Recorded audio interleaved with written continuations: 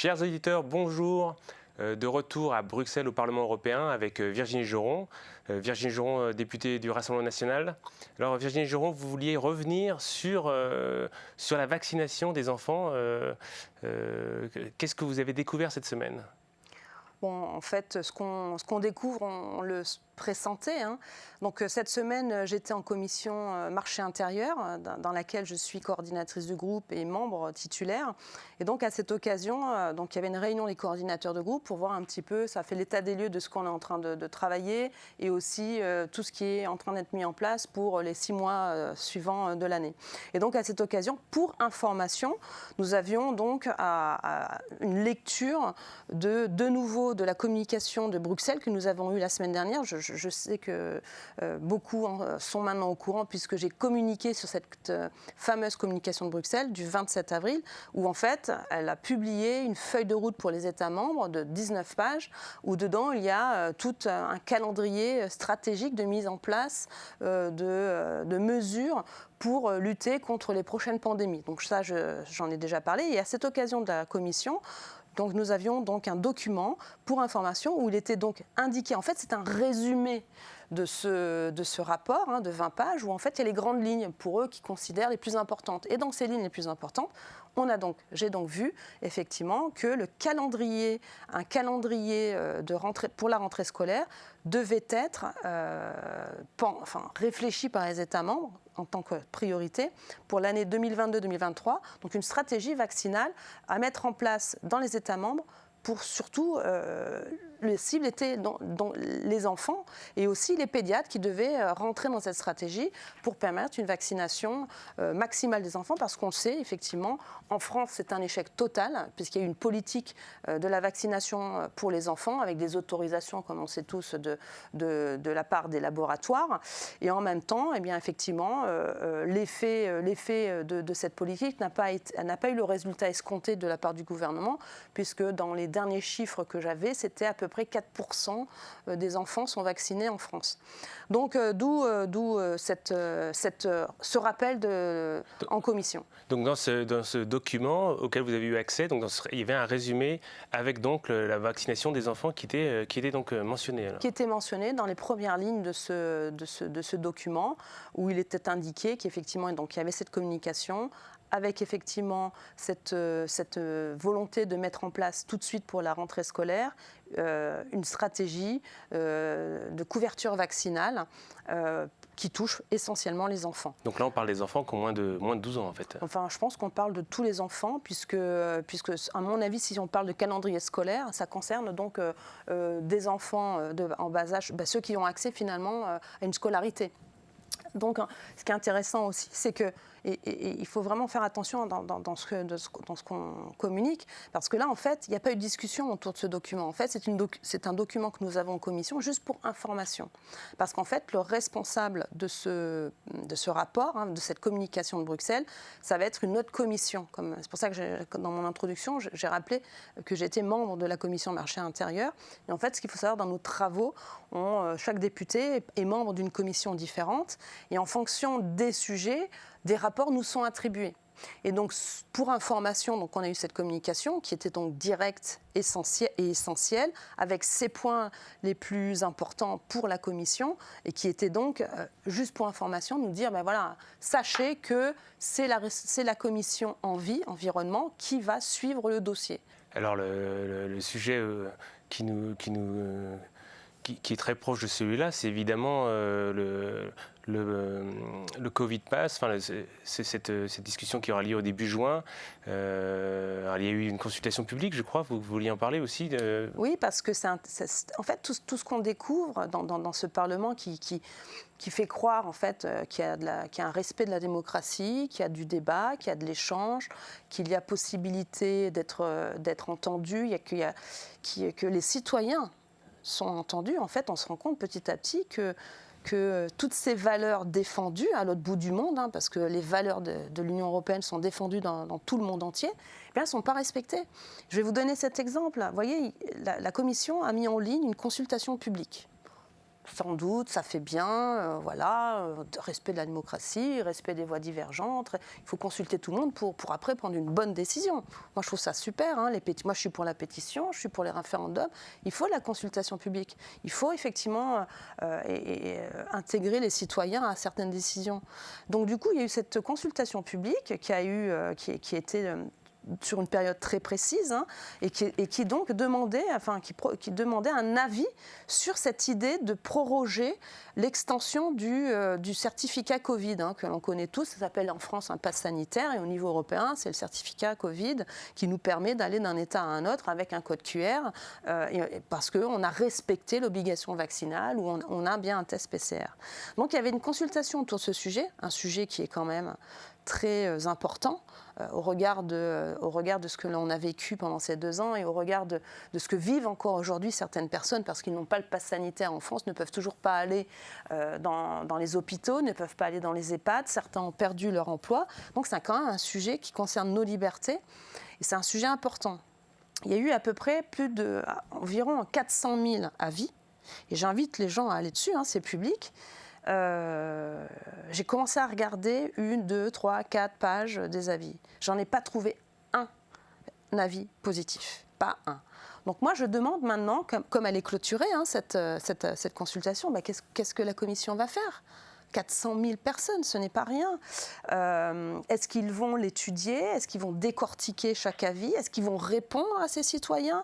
Et est-ce qu'ils vont prendre une décision ? Parce que, et c'est ça, vous l'avez rappelé, c'est que le mois de juin, la prochaine plénière, le 7 juin, est voté et mis au vote auprès des députés européens cette fameuse prorogation. Donc il y a un avis en amont, il faut en prendre compte, et donc il faudrait aujourd'hui que la Commission retire du vote cette décision de proroger le pass sanitaire au niveau européen. Parce que là, en fait, s'ils ne le font pas, ça veut dire qu'ils ne respectent pas l'avis des citoyens. Et je vais prendre un autre exemple. Macron nous a vendu que la consultation publique était très importante, notamment au regard de la construction d'une nouvelle Europe, la fameuse conférence sur l'avenir sur l'Europe. La semaine dernière, il est venu à Strasbourg, nous a fait tout un discours merveilleux, qu'il fallait une nouvelle Europe, qu'il y avait une consultation publique et surtout une contribution du public. Je veux bien, pourquoi pas. Et quand on regarde les chiffres, c'est même pas 53 000 personnes qui ont participé, entre guillemets, à cette consultation. Donc d'un côté, on nous vend du rêve avec une participation citoyenne pour la construction d'une nouvelle Europe, avec 53 000 personnes. Et à côté de ça, vous avez un dossier précis. Vous avez, dans un laps de temps qui est court en plus. Oui, c'était 3 février au 8 avril, donc c'était juste 2 mois. Il fallait être sur les starting blocks pour répondre. Et ils ont eu à peu près 400 000 avis. Et là, par contre, on met tout de suite ça dans le placard ou dans le tiroir et on passe à autre chose et on continue le rouleau compresseur pour faire perdurer un rapport, une décision qui est contraignante et qui nous restreint dans nos allées et venues. Là aussi, je l'ai déjà répété, la liberté de circulation, normalement, fait partie d'un des piliers de la construction de l'Europe. Donc, du coup, on se rend compte, et moi, je le vois au quotidien, que d'un côté, il y a les beaux discours, on défend les valeurs de la démocratie, de la liberté d'opinion, et là, on va peut-être en parler aussi après, la liberté d'expression, et on se rend compte que non, qu'il y a certains sujets, on n'a pas le droit d'en parler, quoi. Alors, des sujets dont on ne peut pas vraiment parler, ou en tout cas où les vaccins, les contrats, on a eu du mal à y avoir accès, c'est les commandes de vaccins. Et donc, justement, cette semaine, il y avait ces discussions. C'était ce vaccin qui s'appelle de Valvena. Donc, c'était un vaccin français, je crois, ou en tout cas une entreprise qui a des liens avec la France. Et apparemment, donc, la Commission aurait décidé d'arrêter... Elle avait passé commande, Valneva. Je crois qu'au tout début de l'année, nous avions eu la directrice de l'EMA dans notre bureau. On lui avait posé la question. On a fait le tour du sujet ensemble assez rapidement avec des réponses qui étaient à côté de la plaque comme d'habitude. Et elle nous avait dit qu'effectivement, ils étaient en train d'étudier l'autorisation de ce vaccin qui est traditionnel comparé aux autres et qu'il était parti pour avoir l'autorisation. Je m'en souviens encore, elle était dans notre bureau et elle était très positive dans cette décision et dans cette perspective de donner l'autorisation. Et donc, Qu'est-ce qui s'est passé en 4 mois ? D'autant plus que quand on regarde l'historique de l'autorisation des autres vaccins, parce qu'il y avait urgence dans le contrat, et c'est pour ça que j'ai de nouveau regardé les contrats d'achat, mais alors j'ai la version grisée, la version officielle, et puis j'ai aussi la version officieuse, où en fait je vois bien ce qui est écrit et ce qui est caché. Et même dans la version officielle, on voit bien que l'autorisation n'a pas été un frein pour l'achat des vaccins de Pfizer, par exemple.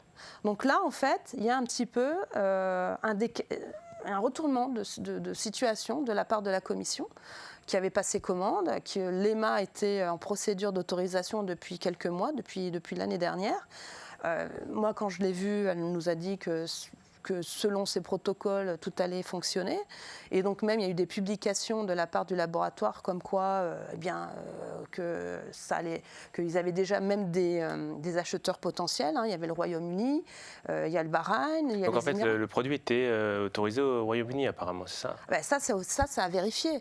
Mais en tout cas, dans la communication à l'époque, il y avait déjà des acheteurs. Et effectivement, il y a ce point à vérifier, mais apparemment, le Royaume-Uni lui avait donné l'autorisation. Donc il y a là un problème. Et après, en regardant ce dossier de plus près de l'achat des vaccins, moi je ne sais pas si ça, c'est pas encore l'arbre qui cache la forêt. Parce que, on le sait, il y a eu une commande énorme de vaccins au tout début de la crise. Je l'ai rappelé récemment, à peu près 4 milliards de doses. La dernière fois, dans ma dernière intervention, j'ai quand même questionné qu'est-ce qu'on fait de toutes ces doses qui sont périmées et qui commencent à être jetées. Des États comme la Pologne ou les États baltes ont demandé à la Commission de renégocier les contrats parce que les engagements étaient trop importants et ils ne pouvaient pas suivre entre l'offre et la demande. Il y avait un décalage et que leur petit budget ne permettait pas le maintien des contrats comme ils étaient écrits. Donc, d'un côté, il y a cette problématique, et puis en même temps, est-ce que l'engagement qu'ils avaient commencé à mettre en place avec Valneva, pour éviter effectivement une surcommande globale, n'est pas ça en fait le problème. Mais moi je trouve que c'est injuste par rapport à ce laboratoire et aussi certaines personnes qui voulaient enfin accéder à ce vaccin parce que c'était ça, je me rappelle de la première communication, et même de l'État français qui avait dit c'est génial, on va avoir un vaccin traditionnel pour rassurer ceux qui ne veulent pas rentrer dans le système du vaccin ARN messager. Donc voilà, je pense que ce dossier Valneva, il faudra le suivre. Je pense qu'il faudra qu'on prenne contact avec ce laboratoire pour connaître un petit peu le fin mot de l'histoire. Parce que aussi, ça va à l'encontre de la feuille de route que Bruxelles nous a communiquée. Parce que dans ces 19 pages, il est bien inscrit qu'il faut développer, il faut proposer déjà plus de traitements et aussi développer des traitements pour lutter contre la Covid et aussi développer et aider à l'innovation d'autres vaccins que l'ARN messager. Donc là, à mon avis, il y a un gros problème qu'on devra nous soulever, soit en question, comme je le fais d'habitude, en question orale, si j'ai le commissaire breton de nouveau en face de moi. Et je crois que je vais avoir cette opportunité dans la commission Covid qui est bientôt à venir, parce qu'effectivement, ça concerne, c'est une commission dont je fais partie, et je saisirai toute opportunité pour poser toutes ces questions. Alors, un dernier point que vous vouliez aborder, c'est cette gynécologue, je crois, Madame Kaiser, en Belgique, qui se retrouvait dans les tribunaux. Est-ce que vous pouvez nous expliquer un peu la situation ? Écoutez, il n'y a pas longtemps, j'avais été alertée par un collectif qui s'appelle Où est mon cycle ? Parce que, comme j'avais parlé, j'étais une des premières à parler des effets secondaires, elle m'avait contactée pour un peu voir comment, est-ce qu'au Parlement il se passait quelque chose. Et j'avais pris contact avec Mélodie du collectif Où est mon cycle. Et à partir de ces échanges, je lui ai dit, il faut venir ici au Parlement et qu'on discute de ce sujet. On a des victimes. Et après, on a aussi des témoignages de docteurs, et du docteur Kaiser, qui est gynécologue de toute sa vie. Donc, elle a un recul sur ses patients énorme. Et c'est un très bon témoignage parce que on a des rapports, c'est bien les chiffres, on a des témoignages factuels et puis on a la vie du médecin. Et c'est important, ces échanges, pour comprendre ce qu'on est en train de vivre, pour rassurer, pour avoir des informations. Et donc, le docteur Kaiser, donc une pensée pour elle, parce qu'en ce moment, à Mons, elle est en train de défendre son droit de parole, parce qu'elle a été convoquée par l'Ordre des médecins en Belgique, parce que 2 confrères à elle se sont plaints de son attitude, de sa liberté de parole. Donc ils ont saisi le Conseil de l'Ordre parce qu'elle a eu l'audace de dire que depuis qu'elle était en fonction dans ce métier, elle n'avait jamais vu de tel cas. Et donc, elle le dit avec ses tripes, elle le dit avec ses mots, parce qu'elle aime ses patientes et elle n'utilise pas de langue de bois. Et moi, pour moi, ce qui est fondamental, et c'est aussi pour ça que je fais de la politique, pour moi, la liberté d'opinion, la liberté d'expression, c'est la base de la société occidentale. C'est la base de toute société. Pouvoir s'exprimer, pouvoir même débattre, c'est ce qui fait avancer l'humain, quoi. C'est ce qui nous fait avancer. Donc, et on le voit encore. Pourquoi je termine sur cette question ? Parce qu'on le voit bien encore dans cette communication de Bruxelles, les 19 pages. Il y a un pavé entier sur la lutte contre la désinformation et la mésinformation.